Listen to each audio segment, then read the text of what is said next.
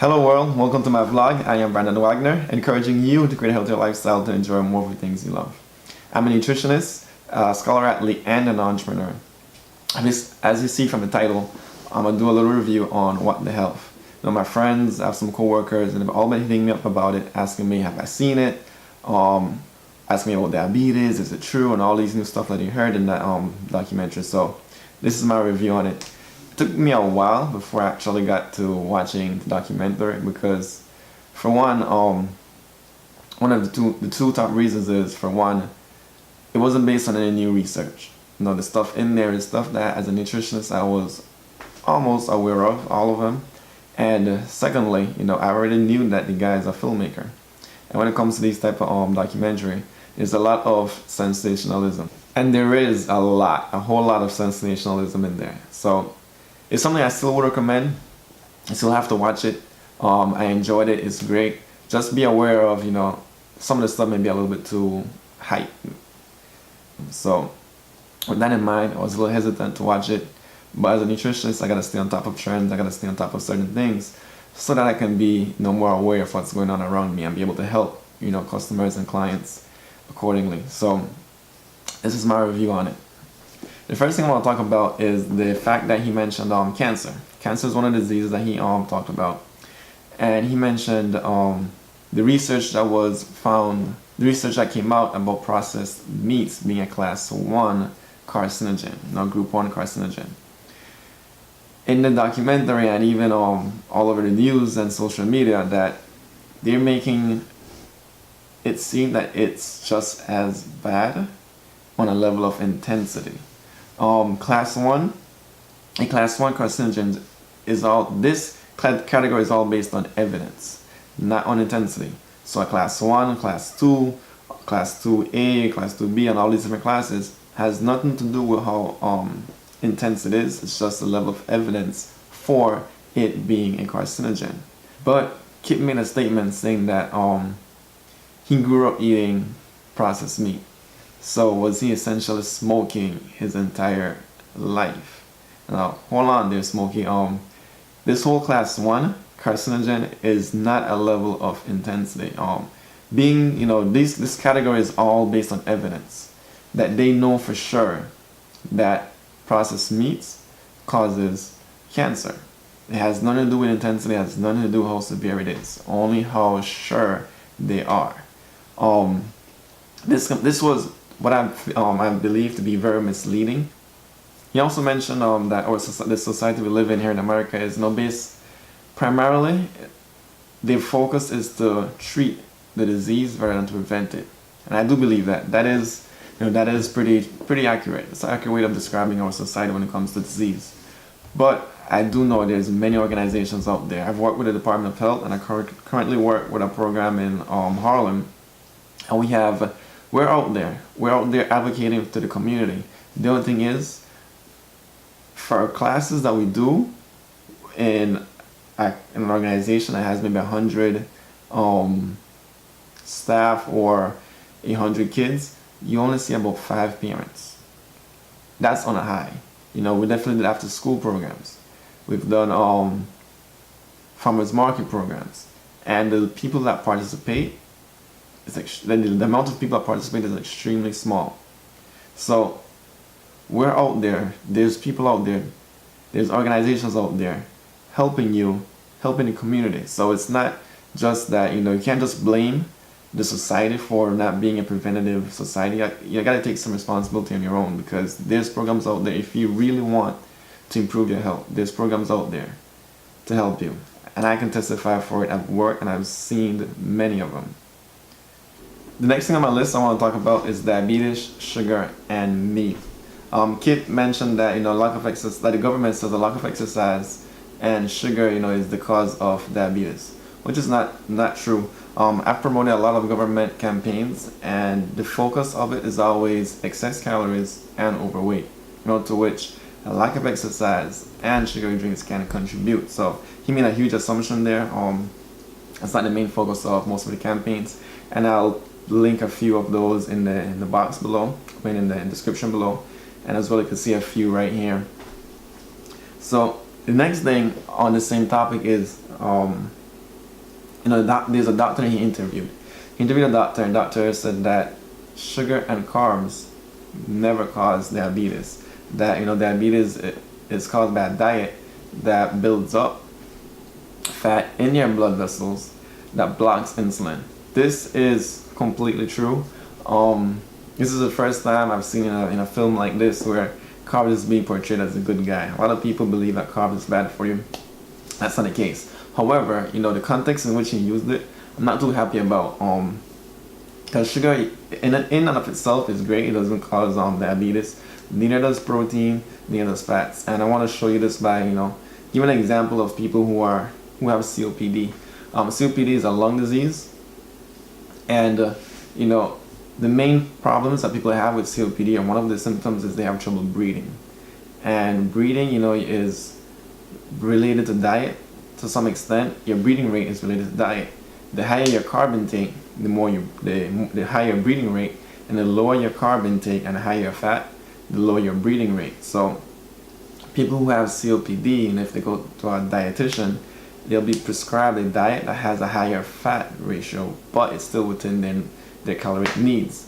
So it's not that they're eating excess amount of food. They're still eating normal amounts, a normal range of calories. They're eating within their normal range of calories, but it's just that the fat content will be a lot higher. Extremely, it's a huge difference than the normal meal.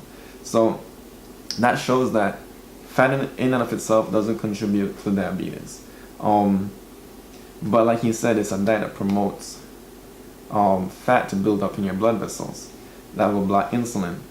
This can be related to animal-based meals and also plant-based meals. It's not discriminate. It has nothing to do with whether it's coming from animals or from plants. He also mentioned, the same doctor also mentioned that meat, causes diabetes. This is something that, once again, does not settle too much with me because he didn't exactly say what type of meat. As a nutritionist, from the research that we've done, we always promote a lean meat diet. We promote, if you're gonna eat meat, it's gonna be lean. There was one study that Kip mentioned about processed meat increasing your risk of diabetes by 51%. The study, I didn't get to look at it, but I already know that processed meat is not an ideal food product, so it is believable. The next thing I want to talk about is dairy. Kip mentioned dairy, and he did have some good things to say about it. Quite contrary to our beliefs. So I want to debunk some of those stuff. Some of it is true, some of it is not too accurate. First thing he mentioned, one of the things he mentioned is that milk does not help when it comes to bone loss. It doesn't help you when it comes to strengthening your bones. This is why it was mentioned in the documentary. They referenced a study where milk didn't protect against the bones. But looking into that research, looking into that study that they did, it was for older women. It's not a new science.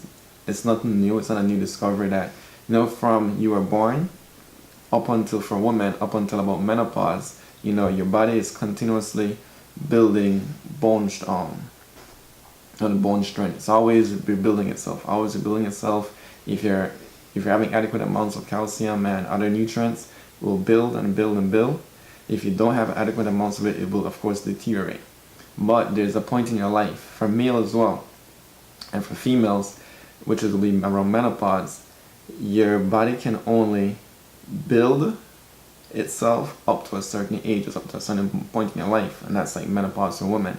After that point, there's nothing you can do but slow down, I would say, the rate of which you're receiving bone loss, which your bone is losing minerals. So after menopause for women, your body will start losing bones, will have bone loss. It's not an if or but. It's just to what extent. So if you're giving older women milk in a study, it won't be the same. You won't get the same results because they're aging. Their body are losing minerals naturally just by aging. So that study alone, to me, has a lot of red flags, a lot of questions. Like, why don't you do it with younger women or younger men?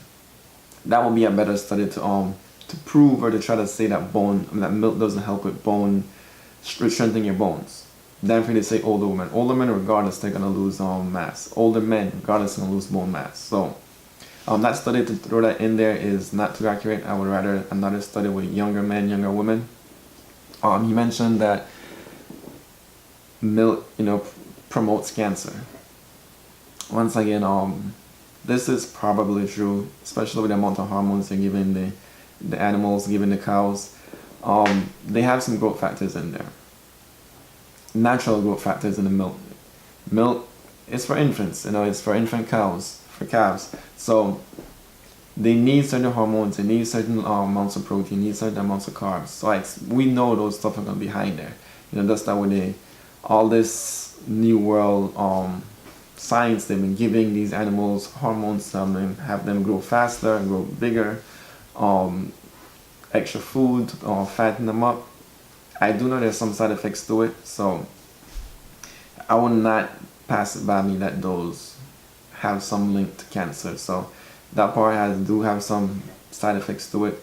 However, your body naturally fights against cancer cells. So your body has systems in place to help prevent it. Milk is something that I would say, I'm giving it a lot more thought, that I would decrease my consumption of milk. But at the same time, there's so much great benefits to milk. Milk to dairy products. Dairy is a wonderful product. Regardless of what people say, it's a wonderful product. Regardless of people saying that it wasn't made for humans. I do believe that, we are to consume animals. So I do enjoy milk. Just that way, the way how they have been. The way have they been raised? The way how these cows and these animals have been raised, it's not the best. All the infections these animals have been getting, that would be the main reason why I would start consuming less milk. If we take it back to decades ago, like a century ago, where milk was a lot less processed or a lot less influenced by science, I would definitely enjoy it more. I would definitely be more open to consuming milk. But because they're being hurdled in a tight environment, and they're getting infected with diseases and all these antibiotics, and then they're actually injecting them with extra hormones. All the added stuff is the stuff that I'm not for. But the naturally found hormones and naturally found naturally, and all these other proteins and carbs that are in the milk is something that I do believe is beneficial. They have a great source of vitamins and minerals. So milk in itself, if it was, I would say, natural or wasn't so influenced by science, by man, would be an ideal product. It would be great. I love cheese. I love me some cream. I love any food that has cheese or cream in it. It's amazing.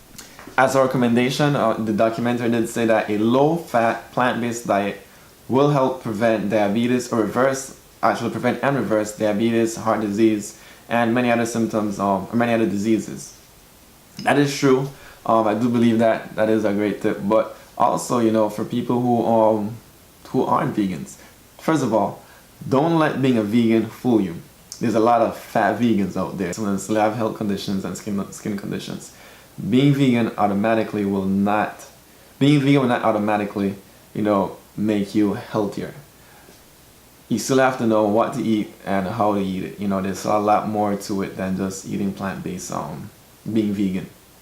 So one of the main things that I love about a low-fat plant-based diet, break it down to two parts. Plant-based diet.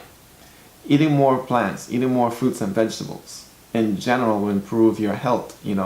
Consuming more fruits and vegetables, if it's a plant-based meal, will definitely improve your health. And also low-fat diet. A low-fat diet, fat in itself has more calories than carbs, than a gram of carb. So if you eat low-fat, you're not likely to overeat. You're not likely to eat more calories. So that's a big deal. It definitely help you control your weight. That's the main reason why people recommend low-fat meals in general, and why I would recommend it. Fat is a great source of fat-soluble vitamins. So fat does play a big role in our diet. But make sure you watch your step. Make sure you watch what you do eat. That's it for this video. I do want to thank you guys for being here to the end. If you're a dietitian, a nutritionist, or just health conscious, and there's something that I mentioned in the video that you either want to challenge, you can definitely leave that below. Or there's something that you want to find out more about, leave a comment. I do want to hear from you guys. Show me down, let me know if I'm doing a great job, let me know what I can work on. Thank you guys so much. Show your love, not your hate, so leave a like, comment. Don't forget to subscribe to my channel if you want to be able to create a healthier lifestyle to enjoy more of the things you love. I am Brandon Wagner. Have a blessed day.